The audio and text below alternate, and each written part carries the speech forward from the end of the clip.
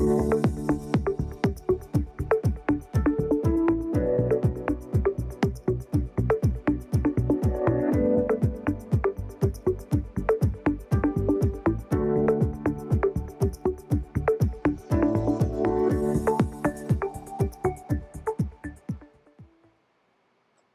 meus queridos alunos da Rede Municipal de Ensino. Eu sou Williams Pimentel, professor de Ciências do 8º ano. Bem, como eu prometi e falei rapidamente no final da aula anterior, nós vamos hoje fazer uma revisão, vamos fazer também uma fixação, uma tentativa de fixação de conteúdo, resolvendo e comentando exercícios para vocês. Preste bem atenção, para a coisa ficar mais facilitada, na medida do possível, eu vou pegar exercícios do próprio livro que foi adotado pelo sistema, que é para não ficar aquela loucura, certo, de conhecer e não conhecer as questões. Então, as questões que vocês irão ver hoje são questões escolhidas do livro didático, né? Como acredito eu que a maioria já recebeu esse material, vai ficar bem legal depois em casa ler no livro e refletir a respeito dos comentários que a gente fez aqui. Ok? Então vamos lá, vamos trabalhar. Então, pessoal, vamos agora para o nosso exercício, que é exatamente baseado no material produzido pela editora nos livros didáticos que foi distribuído para vocês. Então vamos lá. A primeira questão. Nas figuras a seguir, o voltímetro é um aparelho, né, que é capaz de medir a voltagem que passa pelo circuito elétrico, que é esse aparelhinho aqui, ok?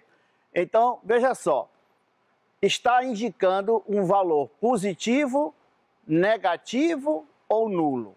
Primeira coisa que você tem que pensar é o seguinte, para o aparelho indicar qualquer tipo de voltagem, você tem que lembrar que tem que ter um circuito elétrico fechado, certo?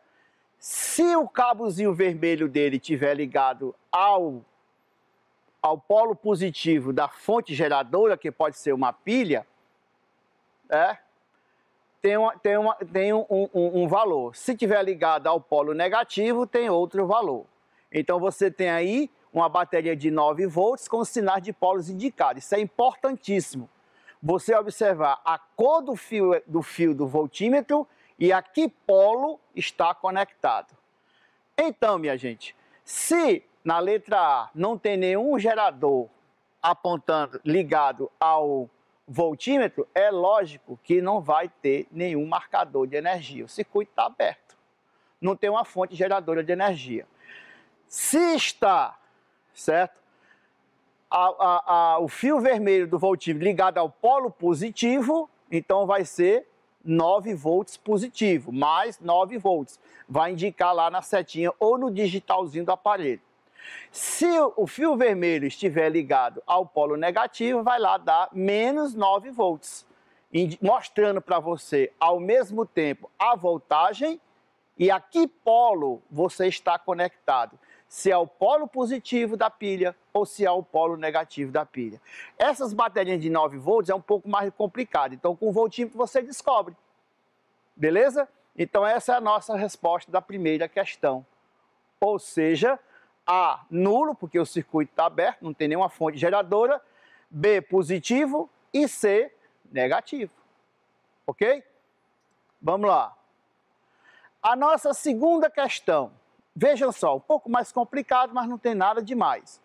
Considerando as pilhas abaixo sejam de 1,5 volts, que é as pilhas que nós consumimos normalmente, qual deve ser o valor indicado pelo voltímetro em cada caso? Lembrem-se, o circuito tem que estar fechado e o fio vermelho vai indicar se a voltagem é positiva, se a voltagem é negativa. Ok? Vamos lá. Na letra A, você tem o voltímetro com o polo positivo ligado ao fio vermelho e o negativo ao fio preto. Então, o que vai produzir? Mais 1,5 volts. Só pegar o que foi visto no material anterior. A letra B, você tem o fio vermelho do voltímetro ligado ao polo negativo e o preto ligado ao polo positivo. Quanto é que vai ser? Menos 1,5 volts.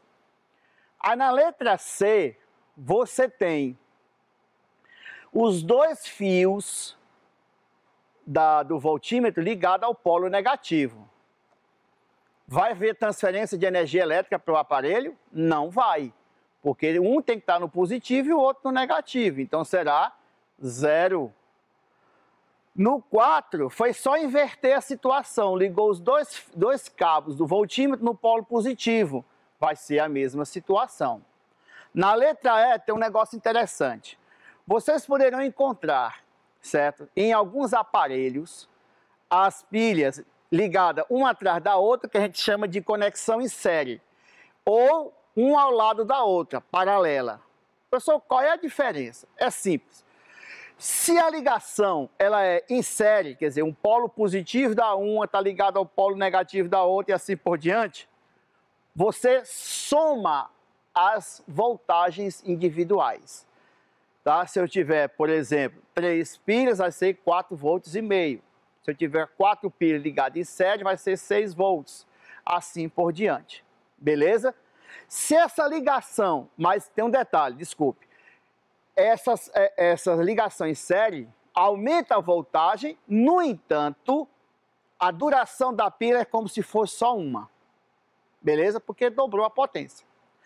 Quando você liga em paralelo, quer dizer, vai ligando positivo com positivo, negativo com negativo, uma na outra até o sistema que vai consumir energia, tá? Você vai ter 1,5 volts, a mesma voltagem de uma pilha. No entanto, o tempo de duração dessas pilhas serão muito maiores, porque tem 2, 3, 4, 6 pilhas gerando energia de uma só, então vai durar mais. Aqui no caso da letra E, eu tenho 2 pilhas em série, uma com positivo de uma, negativo da outra, ligadas, certo? Em série. Então, vai ser quantos volts? 3, porque cada uma é 1,5. Positivo ou negativo? O fio vermelho está ligado ao polo positivo, então mais 3 volts. Na letra F, você tem o oposto. Ou seja, o fio preto no positivo, o fio vermelho no negativo. Então será 3 volts. Positivo ou negativo, que vai marcar no voltímetro? Negativo, então será menos 3 volts. Na letra G, você tem 2 polos positivos entre as pilhas conectados. Vai haver transferência de energia? Não. Mas por quê, professor? É simples. Para haver fluxo, corrente elétrica entre essas pilhas, tem que ter um diferencial de potencial. Então, se eu tenho 2 polos positivos ligados, não há passagem de corrente. Então, é 0. A mesma coisa para a letra H, porque tem 2 polos negativos ligados. Também não vai haver passagem de energia e o aparelho não vai registrar nada. Então, está aí o nosso gabaritozinho. Letra A, mais 1,5, B, menos 1,5, C, 0, D, 0, E, mais 3 volts, porque soma, né, está em série, F, menos 3 volts, soma, porque está em série e o vermelho ligado ao polo negativo, G e H, 0 os dois. Beleza? Então vamos lá, continuando. Outra situação, certo? Porque são coisas que a gente tem dentro dos aparelhos da gente, controle remoto, um monte de aparelhinho, e a gente não sabe por que estão ligados daquela forma. Olha só, limpe um pedaço de arame com palha de aço, né, para tirar material oxidadozinho que dificulta a passagem de corrente elétrica, até ficar brilhante. Use esse pedaço de arame, uma lâmpada e uma pilha, ambos, né, de 1,5 volts. Tanto o consumo de energia, 1,5, como geração de energia, a pilha. Para montar os 6 experimentos esquematizados abaixo. Observe em cada caso se a lâmpada acende ou não. Registre os resultados do seu caderno e tente explicá-los. Muito bem. Número 1. Observe que a lâmpada está ligada só ao polo positivo. O circuito está aberto ou fechado? Fechado. Então, não acende. No número 2, a pilha está ligado, os dois fios, né? Ligado só ao polo positivo. Não vai haver, o circuito é como se estivesse aberto, porque tem que ligar um positivo e outro negativo. O número 3 tem um fio ligado à lateral da lâmpada, ao polo negativo, e a lâmpada ligada diretamente, o fundinho da lâmpada ligado ao polo positivo. Vai acender, porque o circuito está fechado e é uma diferença de potencial elétrico. Número 4 só está ligado ao polo negativo, o circuito está aberto, não liga. O número 5, para encerrar, você tem a lâmpada ligada ao polo negativo, certo? E o arame ligado ao polo positivo, ok? Exatamente o oposto do 3. Não interessa como você ligou, mas o que importa é que cria o circuito e uma diferença de potencial. Então também vai acender o número 5. O número 6 é o inverso do que aconteceu em 2. Está ligado os dois fios, o fio ligado aos dois polos da lâmpada e só a um polo da pilha. Então também não vai acender. Então no 3 e no 5 acendeu porque o circuito está fechado e há uma diferença de potencial elétrico. Molezinha, né? 4. Usando lâmpadas adequadas para 3 volts e pilhas de 1,5 volts cada, foram feitas as montagens abaixo. Em qual delas o brilho da lâmpada vai ser maior? Olha, se eu ofereço mais potência, eu tenho uma reação maior da lâmpada, tá ok? No sistema A, ligou em série, 2 lâmpadas. No sistema B, só tem uma lâmpada ligada. As duas vão acender? Claro que vão. Quem vai produzir um brilho mais intenso? Ora, o A. Por quê? Porque como as lâmpadas estão ligadas em série, então eu dobro a quantidade de potência de cada uma, que é 1,5, passa a ser 3 volts. Enquanto que em B só tem uma lâmpada e só vai ser 1,5, então vai gerar mais brilho a. Tá ok? Aí você está imaginando, Williams, e se eu ligasse essas duas pilhas de A em paralelo? Aí a intensidade luminosa seria igual a B, porque apesar de estar ligado duas pilhas, mas se está em paralelo, não aumenta a voltagem, aumenta a durabilidade, né, da lâmpada acesa. Tá? Muito bem. Questão de número 5. Usando uma lâmpada adequada para 3 volts, né, e os fios metálicos foram feitas as montagens C e D abaixo, explique em cada caso por que a lâmpada não acende. Em C, por que a lâmpada não acendeu? Se você observar, os dois polos positivos das lâmpadas estão conectados. E a lâmpada está conectada aos dois polos negativos. Isso não vai funcionar porque vai gerar um comportamento como se não tivesse o circuito fechado, e sim aberto. Tá? O correto seria ligar um polo positivo da lâmpada com o negativo. Aí fecha o circuito, passagem de corrente e acende a lâmpada. A letra D está tudo bonitinho. Um fio no polo negativo, o outro fio no polo positivo. Esquecer de um detalhe, de conectar o positivo com o negativo das duas pilhas. O circuito está aberto. Não há, a lâmpada não vai acender. E aí, portanto, é essa a explicação. A diferença de potencial nos terminais da lâmpada é zero. Porque está positivo com negativo, positivo com positivo. Não haverá, portanto, passagem de corrente elétrica através dela. Em D, o circuito está aberto, tá? Então não vai haver passagem de corrente elétrica. Essa seria a explicação para essas duas situações. Muito bem, vamos para a 6ª questão. Observe os esquemas deste capítulo que mostram, isso é no livro, tá? Como estão as lâmpadas incandescentes por dentro. As lâmpadas incandescentes, pessoal, o circuito dentro dela é fechado com um filamento, né, de tungstênio.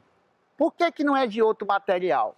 Porque o tungstênio tem um alto ponto de fusão. Para você derreter o tungstênio, as temperaturas têm que ser muito elevadas. Aí o que é que acontece? A seguir responda, o que você acha que acontece quando a lâmpada queima? Queimar entre aspas, ou seja, quando ela não acende mais. A explicação para essa é a seguinte, eu tenho uma fonte geradora de energia, um fio da lâmpada no polo positivo, outro fio da lâmpada no polo negativo. Se o tungstênio estiver íntegro, fecha o circuito elétrico e a lâmpada acende. Por que a lâmpada acende? Porque o tungstênio, com a passagem da corrente elétrica, ele aquece. Certo? Aquece a ponto de ficar incandescente. E o metal, quando está incandescente, ele emite luz. Ele chama de luz primária. Ele está produzindo energia luminosa. E aí a lâmpada acende.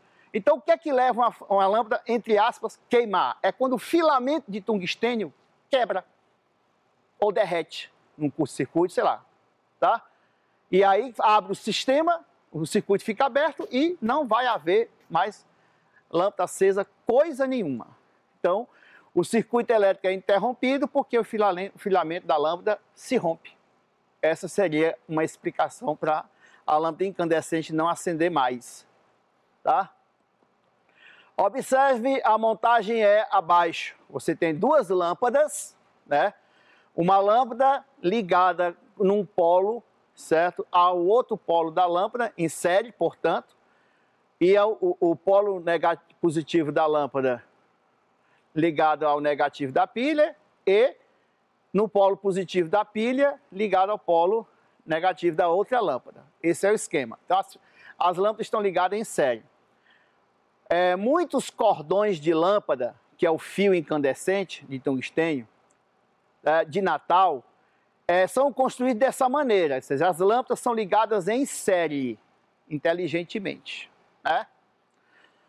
Tá certo? Com várias lâmpadas em série. O que você acha que acontece com as lâmpadas quando uma delas queima? E por quê? Ora, gente, isso aí é uma coisa que você vivencia na sua casa. Você passa um ano com a lâmpada guardada dentro das caixas. Aí depois você descia aquele monte de coisa. E aí, logicamente, que com o tempo, tá? Pancadas, né? Quedas, ou até mesmo um curto-circuitozinho, uma daquelas lâmpadas, o filamento se queima.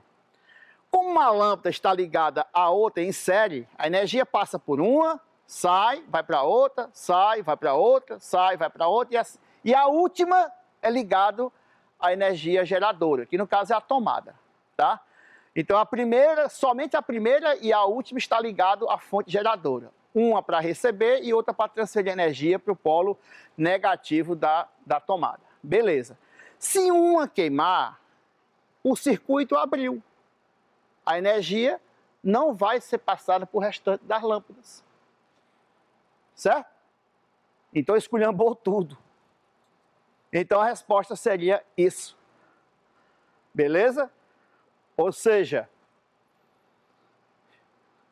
pronto, agora eu acertei. Tá? No circuito, se uma lâmpada delas queimar, a partir dela, nenhuma outra mais vai funcionar, porque as lâmpadas são ligadas em série. Tirou, interrompeu o ciclo, abriu o circuito, acabou. O resto nenhuma mais funciona. Ou você substitui aquela, tá? E você não vai encontrar uma para vender, e como elas não são muito caras, você acaba comprando o outro conjunto todinho. Tá? Oitava questão. Se a represa secar, o que acontece com a produção de energia numa hidrelétrica? Justifique e compare essa situação com a de uma bicicleta com um dínamo. Gente, tanto a hidroelétrica quanto ao dínamo que você coloca na sua bicicleta são fontes geradoras de energia que transforma energia cinética, que é a energia do movimento, em energia elétrica. A hidrelétrica funciona como? A água que é represada, ela desce por um canal e passa, né, batendo nas pás, certo? Que faz girar um gerador elétrico. Esse movimento em alta velocidade faz esse gerador transformar esse movimento em corrente elétrica, em energia elétrica. E vai para nossas casas. Então precisa do movimento da água para acontecer. O dínamo, dentro das suas particularidades, é a mesma coisa. Ou seja, se você está pedalando, o pneu está girando, O dínamo está girando também, porque está conectado não, próximo, né? Pressionando o pneu da bicicleta, faz o geradorzinho dele gerar e ele gera a corrente elétrica e a lâmpadazinha acende. Ótimo. Se faltar água na hidrelétrica, o gerador vai parar de girar, acabou a energia elétrica. Se você para de pedalar, o dínamo para de girar, acabou a energia elétrica na sua bicicleta. Então seria mais ou menos isso a explicação para isso. A produção de energia acaba, tá? Podemos comparar com uma bicicleta com dínamo, na qual, se você parou de pedalar, sem movimento, o dínamo não produz energia elétrica. Da mesma maneira, sem a água, a represa caindo, e a movimentação da roda do gerador para, e a hidrelétrica para de funcionar. Tá? Nona questão. Por que as lâmpadas fluorescentes compactas são mais vantajosas que as lâmpadas incandescentes? Vamos tentar entender como as duas funcionam. As lâmpadas incandescentes, como eu já falei aqui, certo? A corrente elétrica que sai do gerador passa pelo fio de tungstênio. Aquece o fio de tungstênio até ele ficar incandescente, rubro, vermelho, né? Vermelho alaranjado.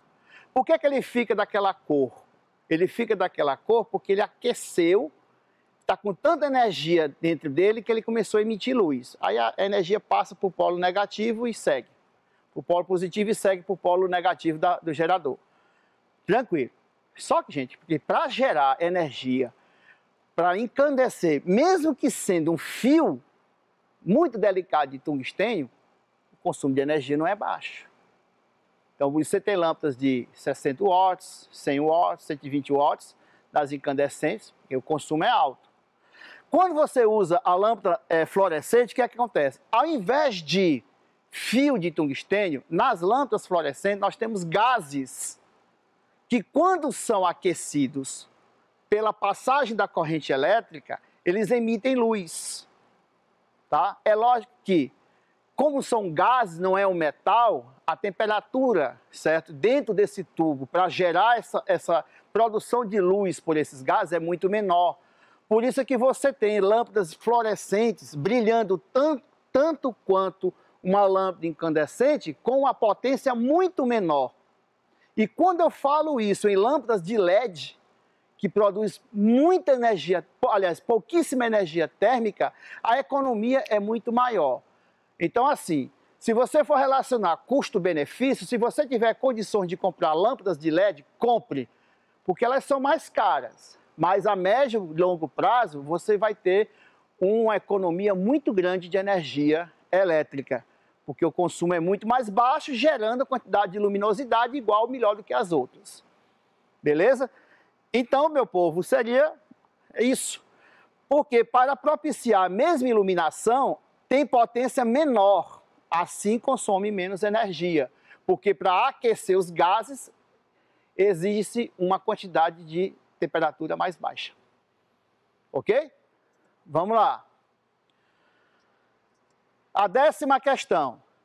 Num secador de cabelos, a energia elétrica é usada para quais tarefas? Tudo aqui é questão de transformação de energia, que foi explicado anteriormente. Tá?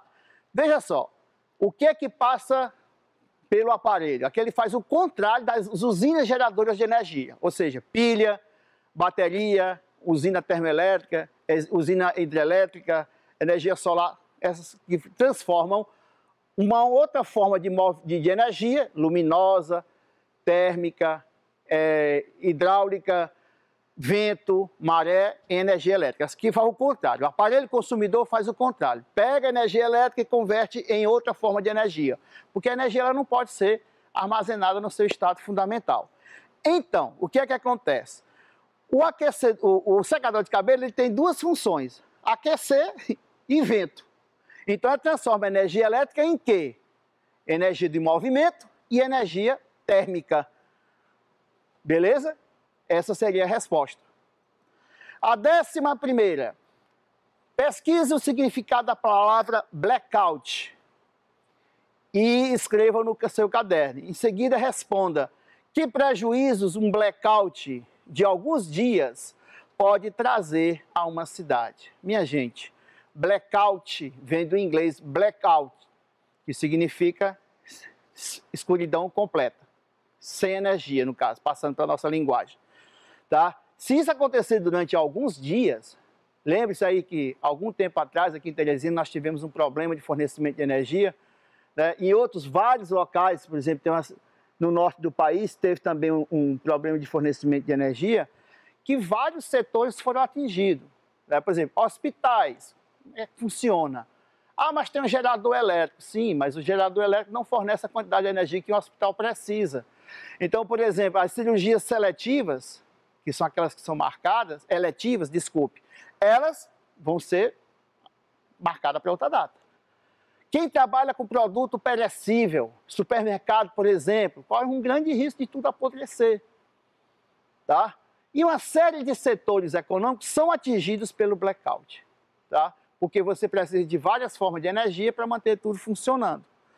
Então, né, blackout, vem do inglês blackout, é o escurecimento completo, né, sem energia elétrica. Cirurgias eletivas canceladas, alimentos apodrecem, vacinas estragam, remédios também estragam, que tem alguns que têm que ser mantidos em temperatura baixa.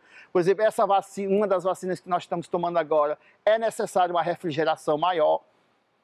Né? Suspensão de aulas, quem é que vai aguentar dar aula sem ventilador ou ar-condicionado numa sala aqui em Teresina? Ninguém. Né? A gente fica lá suando a bicas. Tá? Atividades industriais, né? Interrupção do sistema bancário, que é praticamente hoje quase todo precisa de energia elétrica por conta dos caixas, do sistema de internet e tudo mais. Quer dizer, é um transtorno sem tamanho. Daí a nossa preocupação com essas energias. A 12ª questão. Que motivo leva o eletricista a colocar disjuntores nas instalações elétricas? Gente, disjuntor faz parte daqueles chamados dispositivos de proteção. Então, para evitar curto-circuito, tá? E evitar, logicamente, que um incêndio. Então, toda vez que a intensidade da corrente é muito alta, quando passa pelo disjuntor, ele desliga, abre o sistema, a corrente não passa para dentro da sua casa. E a nossa última questão é sobre aquela história de por que o passarinho na rede elétrica de alta tensão não morre eletrocutado.